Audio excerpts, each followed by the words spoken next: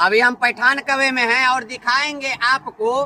पैठान कवे से देखेंगे भालपट्टी जाने के लिए यह सामने से शॉर्टकट नहर होते हुए रास्ता बनाया गया है। पैठान कवे के लिए भी आप जा सकते हैं, बेटा इधर जा सकते हैं, और कैस्त कवे के लिए ये सीधा रास्ता गया हुआ है। और सरकार का अभी नया ऐसा परियोजना आया है जो गली गली में सड़क बन रहा है। इसके तहत देखेंगे जो हम लोग पहले NH 27 पे जो जाते थे अपने गांव से शिवराम से, तो लमसम 14 किलोमीटर हो जाता था, लेकिन वही अभी हम लोग NH पे अपने गांव से जा रहे हैं तो मात्र 9 किलोमीटर पर रहा है और चले जा रहे हैं ये शॉर्टकट। तो आप लोग भी यदि पैठान कवे इस क्षेत्र से NH 27 पे जाना चाहते हैं तो अब सकरी जाने की आवश्यकता नहीं है। अब यही जो रोड बना है शॉर्टकट, इस रोड से आप सीधा पकड़ के नहर होते हुए ही आप जो है सूर्य नारायण सिंह होल्ट होते हुए NH 27 पे चले जाएंगे और सकरी जाम में